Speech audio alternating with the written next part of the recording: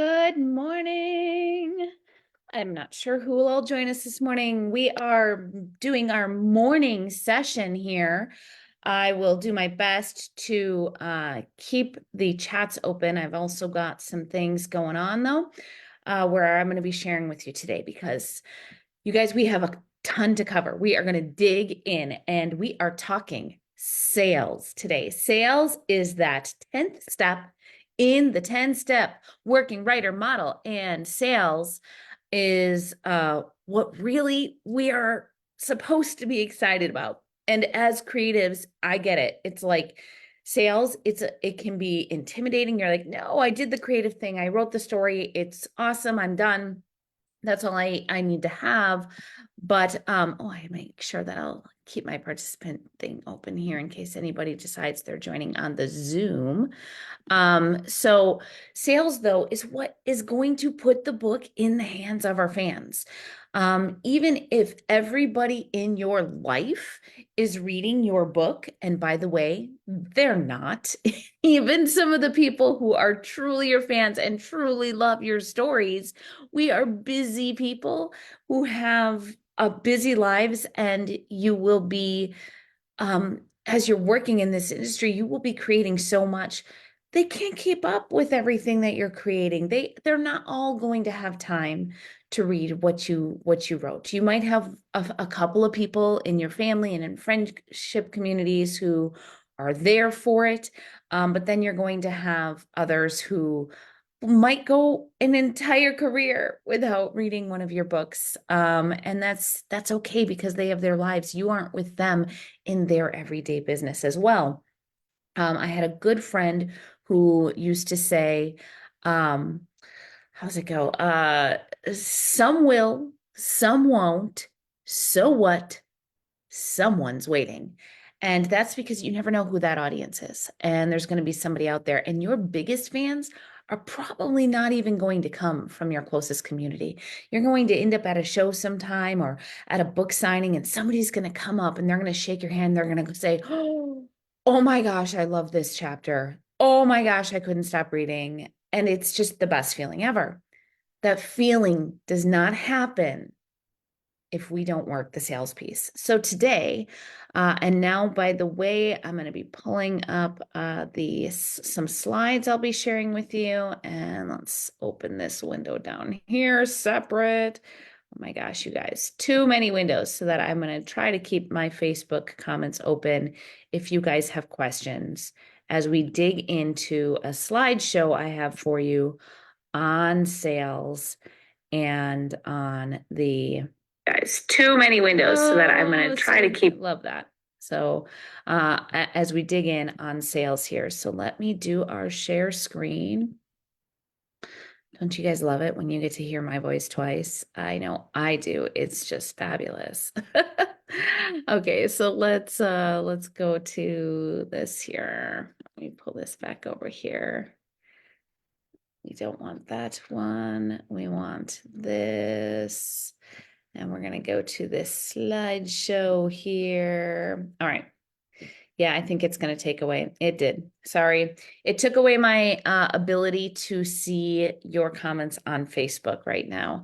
I have got to get a better setup here going on, but I'm going to do my best to walk us through all of these different slides here, and then I will, as I have each slide, then I'll shrink it down and I'll go into the comments as we talk about it. So first, we're going to talk sales. We're going to go beyond Amazon, and this is indeed the 10th step of the full-time working writer model. So whether you are independent or traditional, indie or trad, as they call it, it does not matter. These sales avenues are going to exist in both of those. The difference is with traditional, they are going to dictate both your formats and your distribution. So there might be things that are that I'm talking about in the formats that your traditional publisher hasn't done. There might be things, there might be avenues of distribution that they haven't done. You know what? They've done all the work though to get it out on the avenues that it is on. And so that's kind of the trade-off. So when you're independent, yes, you're having to do it all yourself, but you also have that control of what it is you want to do. At the end of the day, most of your traditional publishers, they're going to support you and encourage you if you're wanting to work the sales avenues, but they're going to be maybe a little less willing until they see those numbers to produce additional formats to open additional distribution channels. So there's a little trade-off there. I can tell you, I almost had anxiety putting together this slideshow today because as I tell you about the many avenues available to you, I'm like going, oh my gosh, there are so many things that I need to do. So formats. Let's start with formats. So formats are going to be in basically four categories, and you're going to have your physical books, your ebooks, your audiobooks, and your downloadables. Downloadables are different from ebooks. Traditionally, they're just a PDF or some other document form. I guess in nonfiction, sometimes you might have downloadables related to your book that are not necessarily a PDF. It might be a form, it might be an Excel spreadsheet, and so on and so forth. Now let's talk through some of those different types. Physical book options. We have our hardcover, our paperback, we have our full color versus our black and white, and we have a unique collectible. So if you have a book that is doing particularly well, you might, or you have a big fan base for it, you might want to put out a unique collectible. That is going to be a physical book where maybe you have a whole section of pictures in the center. Maybe it has special QR codes to interactives. By the way, I started doing QR codes with my publishing company in 2014, and everybody's like, "Oh my gosh, QR codes are going to go away. This is going to be dated." People were like picking on me. I was the only publisher doing it in town. And really, there weren't a whole lot doing it even at the national level. And man, do I wish that I had pushed that fact a little bit more because it came a long way. So I am opening up my chat here now just in case as I went through this. So maybe if I do it like this, I hope you guys are, maybe you're still able to see it this way. And then I am still able to see the chat. See, we're going to make this work. We're going to make this work. So a lot of different formats that you can put your physical book into. Essentially, the least expensive of these is going to be your paperback. You can do that through any number of sites. You're going to be able to get that done, and we'll talk a little bit more about that as we start to break these down. So paperback, the most common place to get that put up there is on KDP. That is going to be Amazon, but we're going to be talking separate about distribution. So let's back it up even before then. How do you get your book in paperback? There are that you can literally design your book layout wise in a Word document and save as a PDF, and you are going to be able to have this. That said, there are a few cool platforms out there. One is called Atticus, ATTICUS.io. I'm putting that into the comments here.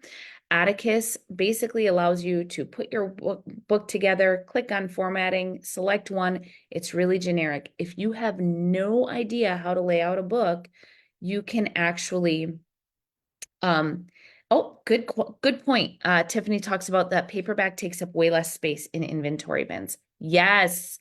Oh my gosh. And if you're doing the live shows, which we're going to talk about when we get into our sales avenues, trust me, the weight of those bins and how many bins you have, it adds up over time, and you are going to be grateful for that lighter weight.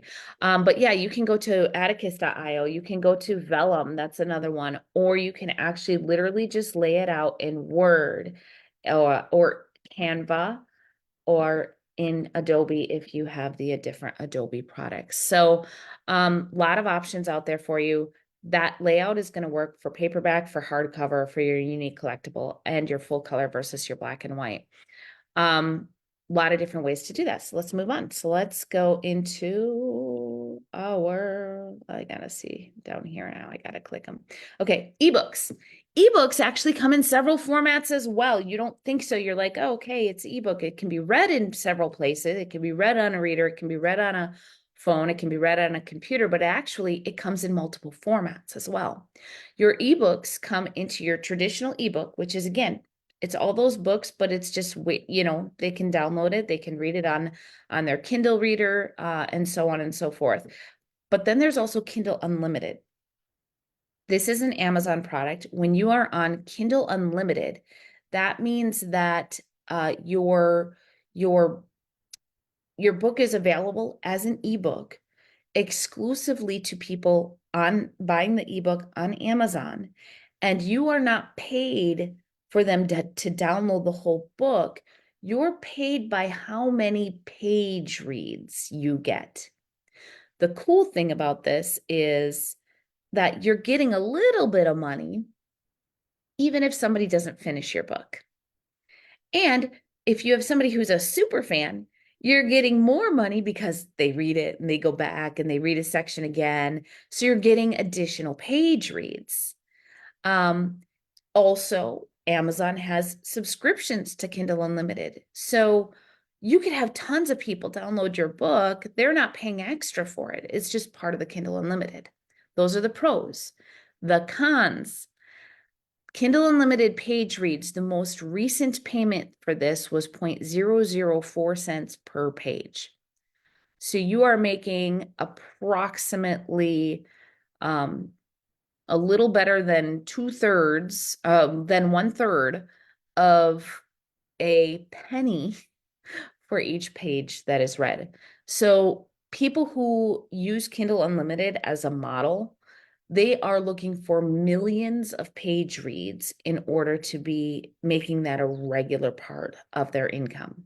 The other negative thing about Kindle Unlimited is while it's on Kindle Unlimited, it is exclusive, meaning you're not going to be able to sell it on other ebook platforms outside of Kindle. And as an exclusive book, it has to stay there exclusively for 3 months. So those are some of the negatives. Then our third type of ebook is chapter by chapter release. This is called serialized fiction, and it was made popular by Wattpad. However, I am going to open up, I found a little list that's nice and easy for us to look at. I'm going to share with you. Basically, this is where you literally release your book chapter at a time. That's funny. I didn't actually have to do that. I just needed to change what windows. Oh, we're going back. I have a few different things I wanted to share with you. Here are the top chapter by chapter fiction platforms. And what's not listed here is Kindle Vella, which is, unless it is, I was like, I thought Kindle Vella was listed here. Okay. So the Amazon version of chapter by chapter release is Kindle Vella. So people that are in romance, mystery, and thriller, this is a really good platform for you. Those who are reading those particular genres, they're used to the old world, quite frankly, of when we had mass media releases on Wednesdays of every week. New romance would come out, or new mystery would come out, or new thriller would come out. They're used to that. So this chapter by chapter release is kind of like, okay, I'm writing a romance novel or novella. I can just put out a chapter at a time. Some of the cool things when you're doing the chapter by chapter releases is that you end up having a fan base that's following you. AO3 is considered beta. Oh, I don't even think that one's in here. So thank you, Tiffany, for sharing that. I don't know a lot about AO3. So I would say the biggest ones on here are going to be Wattpad, still very big. Smashwords, very popular. Kindle Vella is not considered beta, but I will let you know that having done this for my romance novel that just recently released, I did not have a lot of traction on it. And when I went to a course taught by the Kindle Vella people, there were a lot of things that they still had to kind of fix in it. One of those things is because of that exclusivity, which exists with Kindle Vella, just like it did with Kindle Unlimited. Amazon loves exclusivity. Because of that, what would happen is it had to be active, and you could not for 3 months after it's inactive, you can't release it. What that means is you cannot use, sorry, that was my husband heading off to work there. What that means is you cannot use Kindle Vella as a funnel into your ebook release or your print book release. So a way that you can use a lot of these different chapter by chapter or serialized fiction releases on these platforms is I could on Smashwords release a chapter at a time, a chapter at a time. I'm getting a following. People are following along as I'm writing the book. They're part of the process. It's all very exciting. And what I can do is when I release that last chapter, I can say, thank you guys so much for following along. Now you can get the book. And I can actually use it as a sales funnel to the book. On Kindle Vella, you can't do that. 3 months after that chapter finishes and releases, nobody's going to remember that they were reading it. So honestly, Kindle Vella, not my recommendation if you want to go the serialized fiction route. However, it is one of the options. So that is what I mean by your chapter by chapter release books. So you've got your traditional ebook, which is just boom, they can download it onto whatever their reader is and follow along. There's Kindle Unlimited, which means it's you're paid by page reads, and then there's the chapter by chapter released or serialized fiction releases. So who knew? Look at this. We've actually been talking about just two formats of books, physical books and ebooks, and we've actually already covered 7 different types of books. Guess what? We're going to keep going. We're going to get into audiobooks. People think of audiobook, again, they're just thinking they're basic audiobook, but there are actually 4 types of audiobooks as well. Narrative audiobook is just your traditional reading of an audiobook. It's a one voice reader. It is just reading exactly what is written in the text, and it's the most common. A lot of firms, we're going to talk about AI about in just a minute on this, and more than that, we're going to talk about ethical AI, a brand new thing that's super cool that you guys are going to appreciate. It's using technology in the way that it should be. In addition to narrative audio, there's the full other end of the spectrum. It's cinematic audio. I would encourage you guys to go check out Sound Booth Theater. I'm putting that in the comments there. Sound Booth Theater produces all the different types of audio, but their big focus, their financial driver is to have cinematic audio. Cinematic audio is like the old radio plays where you are fully immersed in this experience. There are sound effects, there is music. The manuscript of your novel has actually been adapted for cinematic audio, meaning that that story may not, you're not going to have he said, she scowled, he was angry. You're not going to have those kinds of words in there. That's pretty much stripped out, and instead your actors are producing that sound for you. There might actually be sounds that you describe as an author that then are made in the cinematic audio. A lot of beautiful stuff happening. When you go to Sound Booth Theater, check out their website. You are going to be able to listen to a sample of a Matt Dinniman story. Matt Dinniman is one of the lead writers in the lit RPG. I'd say the lead writer in the lit RPG world. And you can actually hear a little bit of their cinematic audio for free on that site. Really cool stuff. Multicast, it kind of it goes in between narrative and cinematic. So multicast is just that. There are multiple voices cast into that audiobook.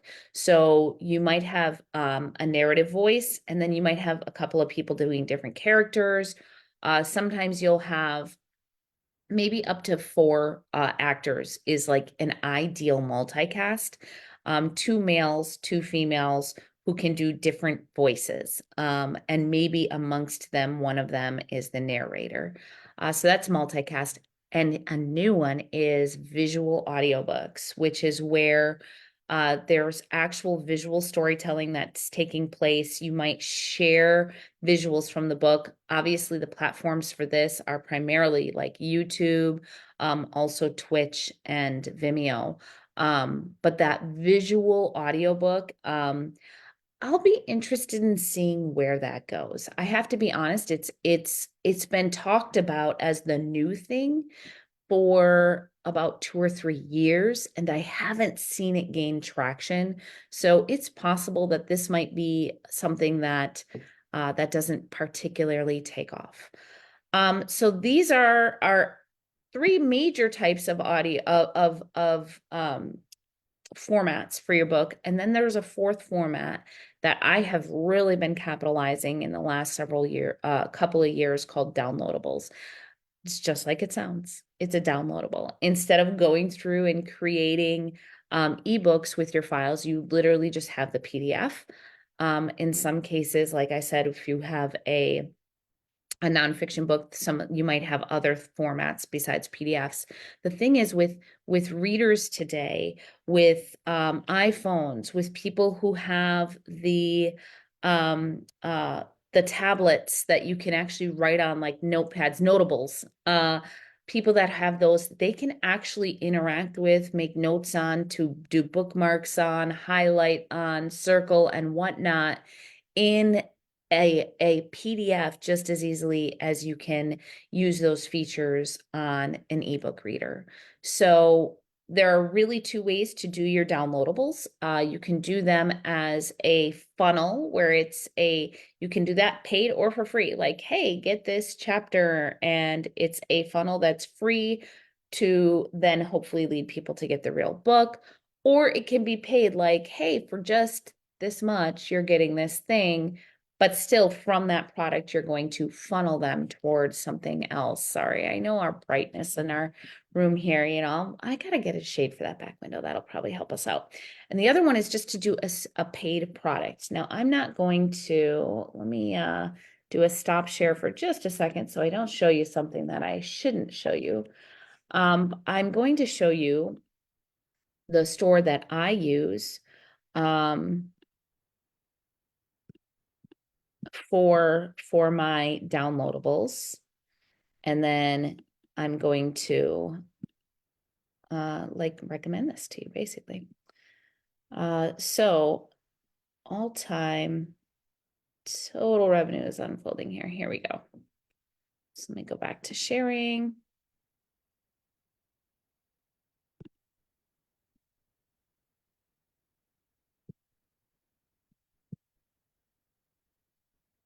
Okay. So total revenue all time in my Stan store. So Stan store it's stan.store. I haven't even upgraded. I am using the completely free version of Stan store to do all of my downloadables. Some of them are paid, some of them are free. I have gotten, I've only had this going since November. So 6 months. So we're coming on 6 months here. In those 6 months, I've made $1,000 just throwing things up on here. I've had almost 8,000 people visit this site, meaning that's awareness around my brand, and I've gotten 30 leads from it. So this is a lot going on here just from having some downloadables out there. Imagine what you could do with like those little short stories or those chapters, or maybe you have a product that says, hey, this is how I made my character. All of those kinds of things. Those are really valuable products. So let's go back to our downloadables here. So we're going to talk about that. So downloadables.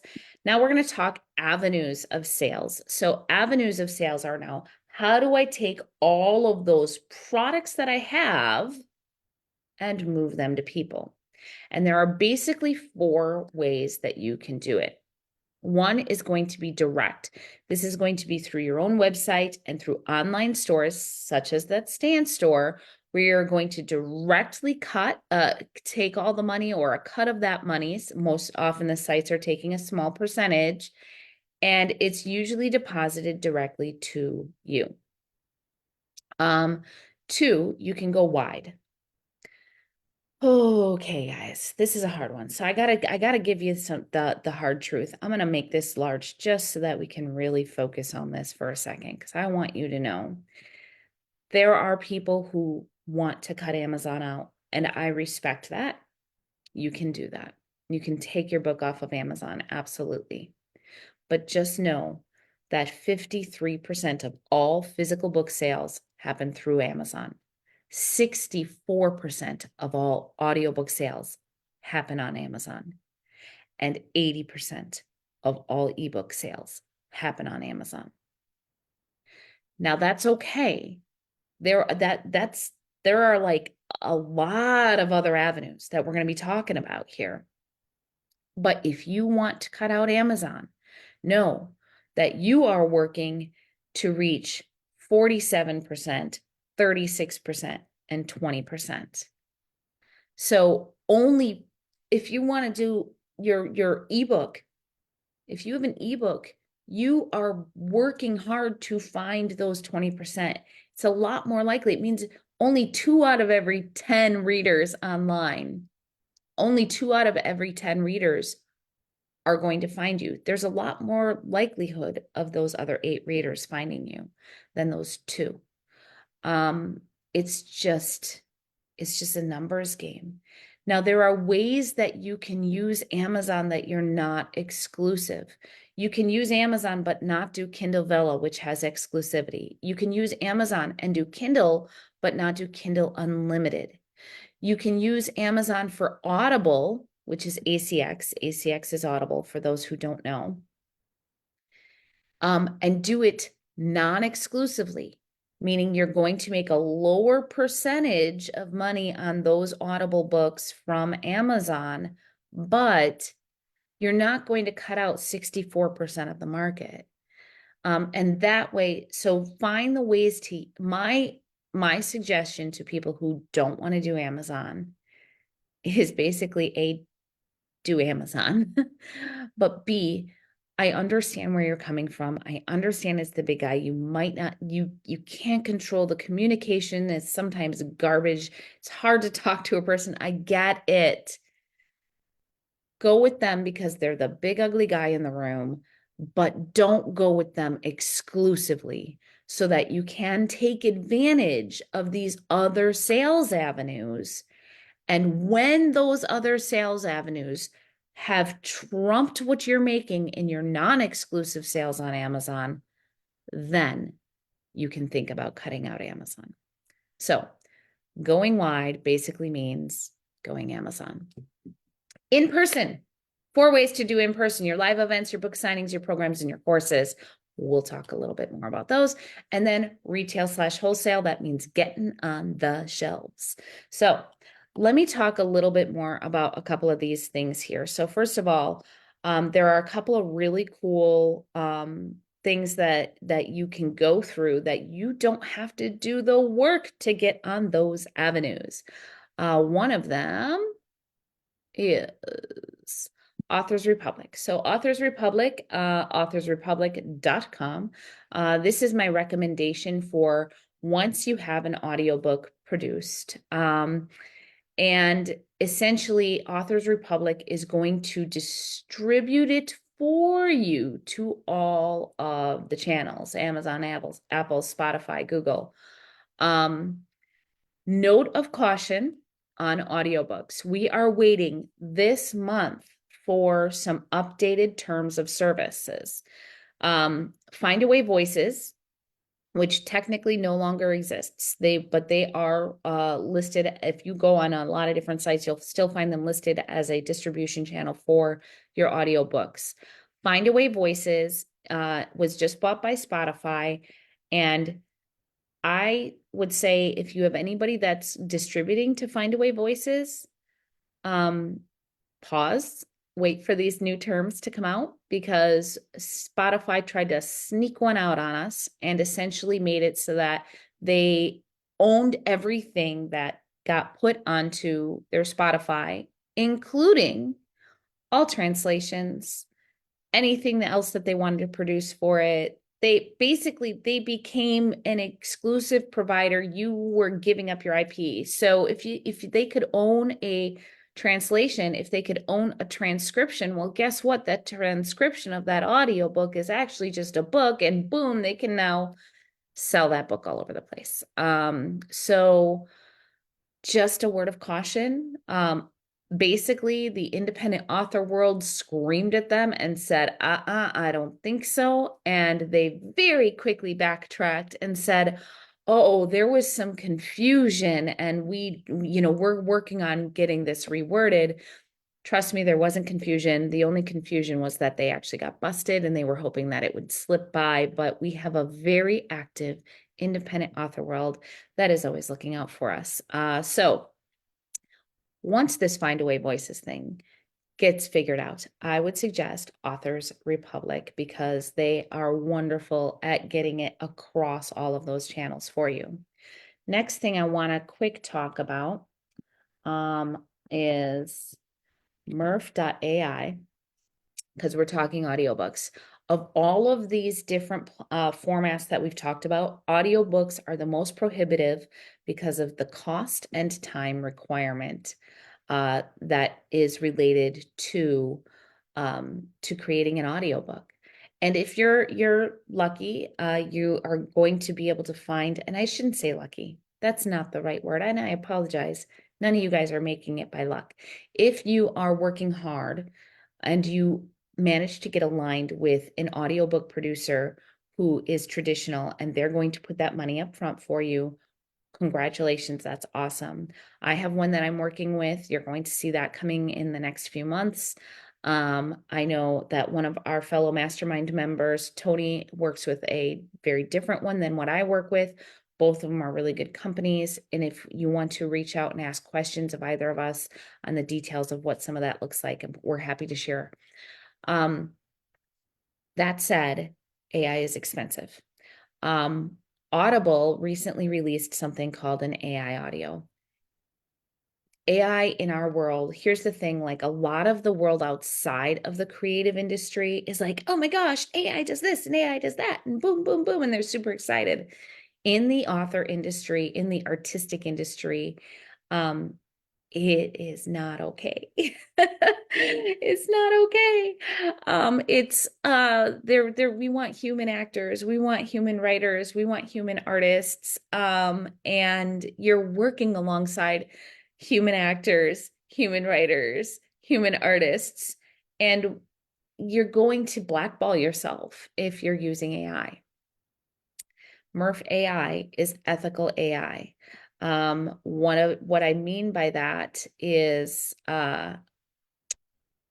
it is actual humans. I thought I came to the thing. It's actual humans that have lent their voices at a paid rate to these companies, and they're using AI technology to have these paid human actors' voices and the sampling that was done create the books for them.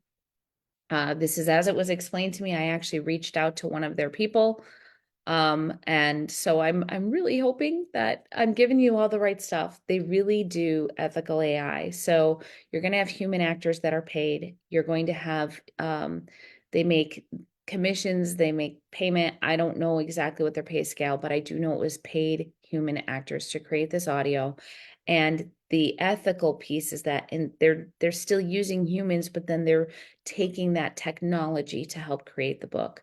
Using Murph AI, you can create your books, you can choose your voices, you can choose your accents, you can modulate those voices, you can mix in music.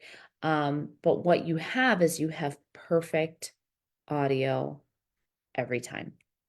I actually even have yes, AI is the tool, not the material. That is perfect. It is the tool and not the material. I love that. So Murph.ai, it's something that for those books that I have that do not get picked up, by my traditional audio producer because I don't have time. Like I said, we have a studio in our house and it's time because you're not getting perfect AI. You're not getting perfect audio every time.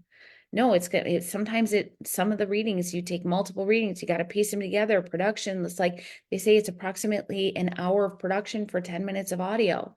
And so it's time, it's money, they're paid actors, there's just the access to the production capability. Check this out. This is something I will be using in the future for audio production that is not going to be done cinematic with some of the other producers I'm working with. So that's one of those places that you can use. That's to create your own and then take that audio and put it onto your various platforms that we talked about through Authors Republic. So another place that you can put your book is you can pull your book into draft to digital. That is going to get your book out into tons of distribution channels. Your ebook, your print book, your audiobook. It's going to take care of that for you. So when I talk about doing those wide sales, so your direct is going to be your Amazon, it's going to be your Kindle, it's going to be your ACX, which is Audible. Your wide is going to be, how do I get my book onto all these other sites? These are all these storefronts that you're going to be able to get it onto by going to draft to digital. Then you can take all of those formats that you have and you can build your direct store as well. You can do it on Stand.store. You can do it on BookFunnel, which is all about authors building their landing pages, building their sales so that you can directly sell your works. You can make a Shopify store. You can make a Square store. You can just do it straight out of your website with built-in shopping cart capabilities.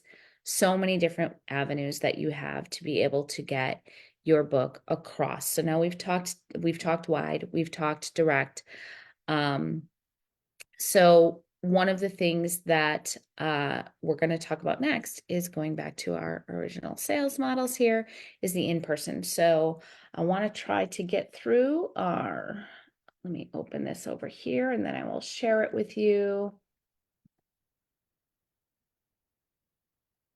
Ba-bum, ba-bum, ba-bum. So I did a whole chapter on live events. And live events are in and of themselves a whole entire thing as well here. If I can open the right one, because I opened the wrong one and now I'm looking for the right one. Okay.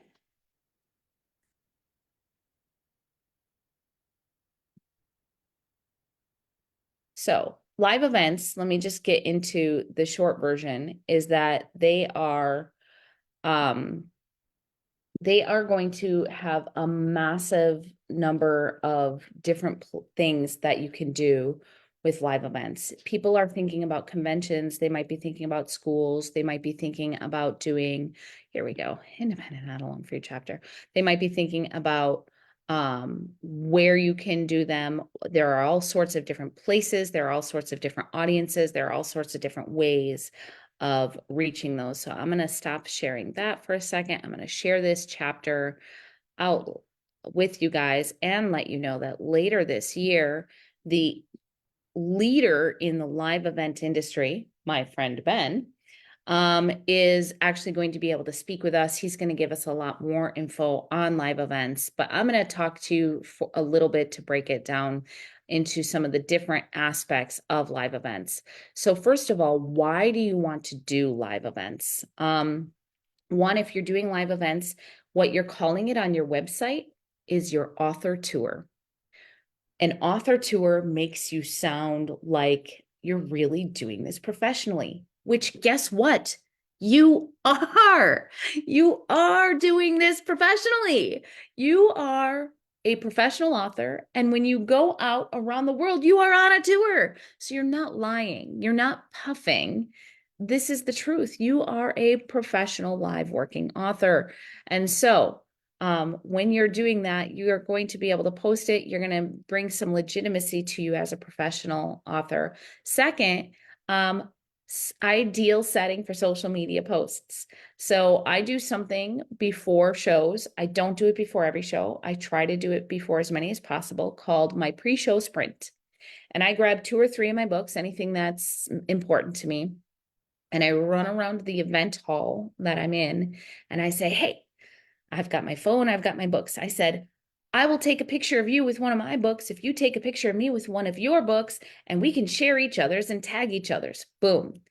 That quick. They're excited because they're like, because when I have their book, let's say this is their book, I go, and I'm super excited. And so they get to post that picture of somebody super excited carrying their book. And if I go first, by the way, they see how good I did it, how well I did it, and then they'll take my book and they are just as excited in the picture as much as they're able to be. I am a little bit more extroverted than the average person. So great social media posts. You can get video, you can get photo, you can get fun things like some of you who've been following my socials have seen the amazing Tiffany has put together my stomp videos every single time I'm at an event this year, where I stomp on the camera before when everything is a mess, and then I do a stomp again, and then ooh, it's all beautiful. So great social media posts so you can grow your social media. You're going to be with like-minded working professionals. You'll quickly find the people who will see you as competitors and don't want to collaborate, but you're also going to discover that most people in the working author world want to collaborate. They're going to tell you about the other shows. They're going to give you ideas. You're going to get to cross promo together. You're going to network together. Really important. You're going to get hands-on knowledge of exactly who is buying your books. Here's the thing. I write incredibly female forward fiction. My sci-fi, very female forward. But my primary audience is the 18 to 50-year-old male. I have a very diverse audience when it comes to racial demographics, when it comes to economics demographics, geography demographics, but I'm way more male readers than female readers, and that's kind of helped me define, well, where is my target market going to be? It's why I have determined that for me, like my primary market is in the gaming cons, because gaming cons are at this point in time primarily male, as opposed to some of the anime cons. There's an anime con that's right here in this local town, and I just kind of was like, I don't think that's my market. There's a lot more women there. There's a lot more cosplay there as opposed to the hard sci-fi. Learn who exactly is buying your books. Photo and video opportunities. You're going to have fans that actually get to know you. You know how good it feels, by the way, is this soul refreshment thing. Oh my gosh, when somebody comes up and they're like, you're here, I'm waiting for the second book. That's so exciting. Or in the case of Tiffany, when they're like, Tiffany, where's that third book? She's like, no, it's pressure. But her third book is coming out this fall, by the way. So, and it's a nice payday. Where you have to be afraid, I'm going to tell you that Tony, who is in this group, and I were talking about, is you have to make sure that you are not chasing the revenue and just the feel of having all of that cash, literal cash in your hand, versus the profit, because there is a cost related to those different events. So I want to talk to you about the right events. I'm just going to walk through, as you see in this chapter, I really, really break down live events. If you've not yet received this free chapter, let me know. I will get it to you. Schools, that's a great one that I've worked with before. You can do, I walk through how to do a touch point plan. You can do your different events. You can do this is all on schools. Wow, I gave you guys a lot. Hosted speaking events. You can have independent stores, Barnes & Noble, Costco, Walmart, Sam's Club. By the way, all great signing venues. You're going to have your book in Ingram or Baker and Taylor. Guess what? When you go through Draft to Digital, it's in Baker and Taylor. And to get it in Ingram, it's free. Lightning Spark, that's distribution. You're going to be able to do small group events. So this is going to be really targeted toward who is your audience. So if you're writing Christian fiction, you might want to work with churches. If you're writing children's books. You might want to look at libraries and school event and public events like community center events. Um, Guest presenting. So this is kind of like going with somebody who actually already has an established organization and you offer to present with them. This can be colleges, business organizations, meetups for writing groups, sci-fi groups, fantasy groups, LARPs, if you have some of those in your area, if you write fantasy. So those are some of the different things different types of events that you can do. Honestly, this chapter is going to give you the most details you're going to need to know on how to do your in-person events. So don't feel like you have to rewrite the I'm making the wrong things big here. Don't feel like you have to reinvent the wheel. Just look at that chapter and you will discover really quickly, like, oh, that's where it is. All right, so I'm opening all my different things here. Oh my goodness, too many things, too many circles. So as we are going on there, so Tony, he is on Smashwords. And Tony's question, this is talking about distribution. So if you are on Draft to Digital, you will be on Smashwords. So here's the thing, all of those distribution platforms that you can be on, you can actually go, if you want to go, let me do a share screen here. If you want to go to that actual independent site. I have a friend who she's actually traditionally published, but she has the rights to her own distribution, which is a unique model. But in being traditionally published, where she is able to distribute on her own, what she does is she says, I'll earn my pennies every way I can. Because literally sometimes it's pennies different. And so what I suggest is if you're like, you know what? I got the time. Here's the list. I know all these storefronts.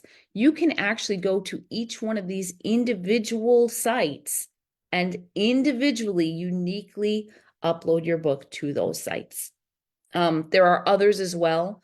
Barnes and Noble, you can get it uploaded directly to as well. So bnn.com plus of course on here. And then I would also add to that Ingram Spark, which it's called like Lightning Spark. It's LSI. But if you go to Ingram Spark or look up Ingram Spark, you'll find it. Here's the thing. If you do that, if you go to each of those individual ones, yeah, it's going to take you the work to set it up on every single one of those platforms.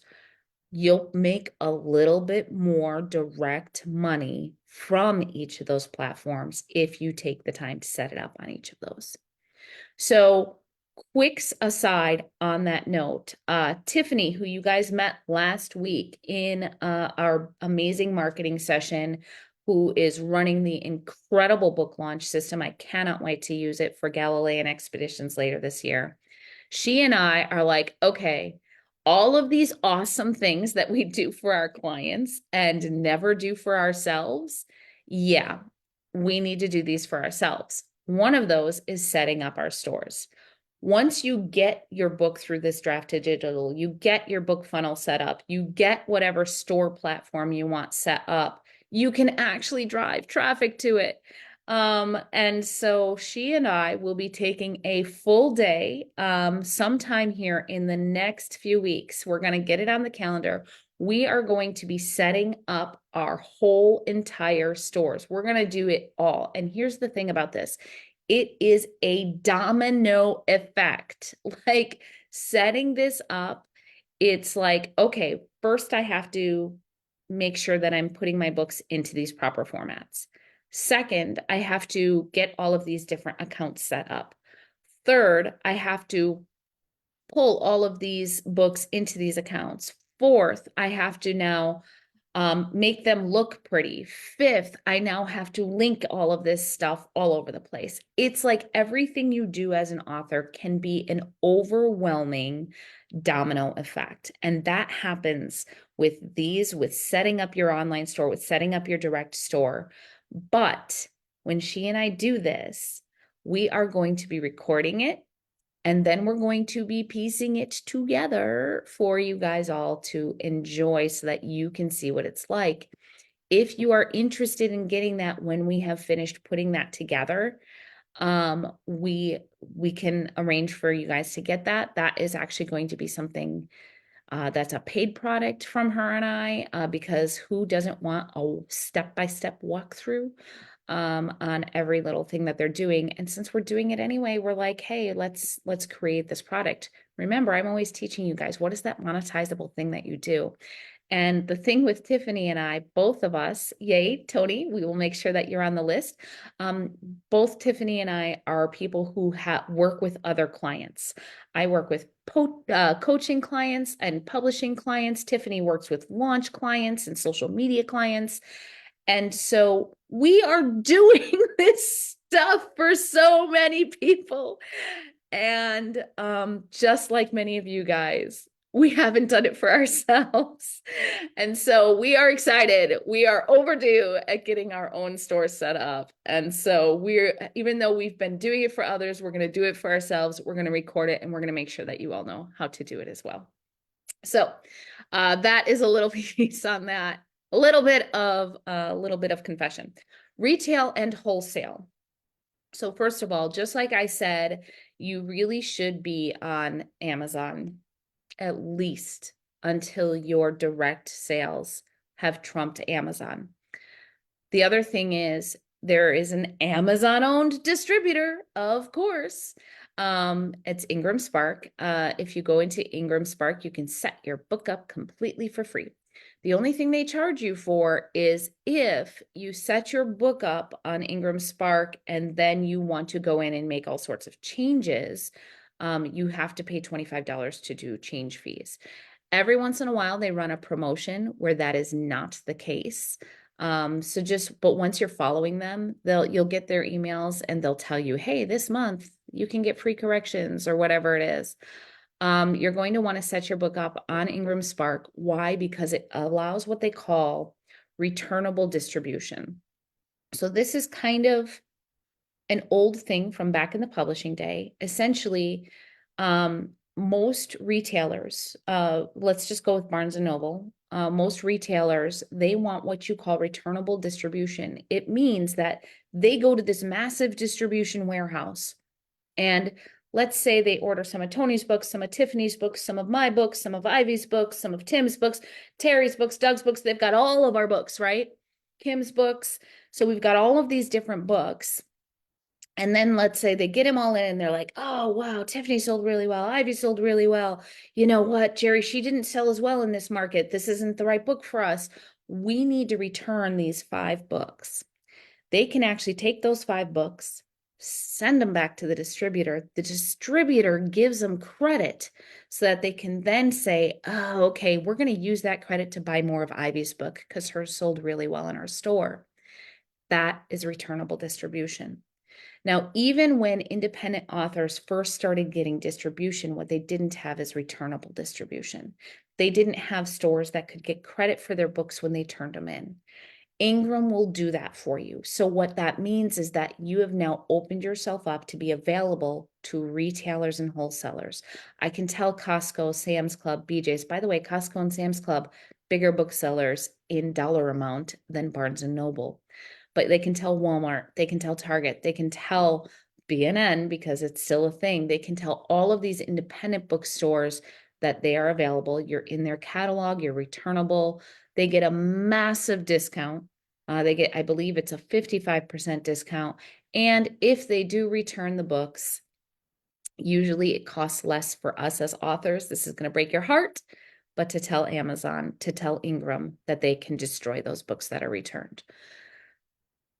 I know it's hard. It's just one more avenue. Get your pennies where you can, right? So if you are on doing retail events, there are other ways of selling with them. A lot of them will do a consignment. B, some of them will actually buy the books directly from you, but it's not returnable. And then C, there are some that that will actually just have your books when you're there in doing your live signings in person. So we've talked about formats of your book. We've talked about the distribution channels of your book and your avenues of sales. Every single one of these, we're already almost at 8:30, and I've got another call to be getting on, and I could literally talk through a whole other set of these, because with each one of these, it's how do you land it as well? How do you get those in-person events? A lot of that is actually going to be in that chapter that I told you is already free. How do you get into those retail stores? All of these different avenues have more and more. It's just like an egg that cracks open and cracks open and cracks open over and over and over. But when you think, okay, I want to do my print book and I want it in Barnes and Noble, you are looking at about that much of your market. And beyond this, the next thing that I would talk that I did not get a chance to get into the slides for is IP. Because once you also have your IP owned, your IP is your intellectual property, there's a whole next avenue that opens up. You have foreign rights, translations, movie adaptations, merchandising. That's all additional stuff that can come. You can even do additional side stories and novellas, and there's so much more that you guys can get into. But the big thing I want you to realize, just like I've been saying all year, there's never been a better time to be a professional working writer, because we do have all of this at our fingertips, and it takes work. It absolutely will take work. It takes time, but if you really want it, it's there for you. So all of these formats, all of these avenues, all of these audiences and ways that you can sell your book, ways that you can make the most out of the product that you have worked hard to create. And when you sell is when you are going to be able to get those soul refreshing moments. You're going to get that audience. You're going to get the people who love your book. In all of these, if there are any of them that you would like a really thorough one-on-one breakdown with me on, if you're like, hey, I want to understand direct sales, I want to understand how to get in stores, any of those things that you guys want to do, let me know. We can set up a one-on-one and I will go through a thorough training with you and at least give you everything I know and direct you to everywhere that has info on what I don't know. But hopefully I gave you a little bit more knowledge today. We are officially through the full 10-step model one time. And as we continue throughout the year, we are going to step up the intensity and the details on each one of these lessons that are part of the 10-step working writer model. All of this, everything from these first 10 weeks, as I described yesterday, is coming to you. Ran out of time to do it this morning, but we will get that to you in the next day. So have a great day. And as always, friends, be gloriously human.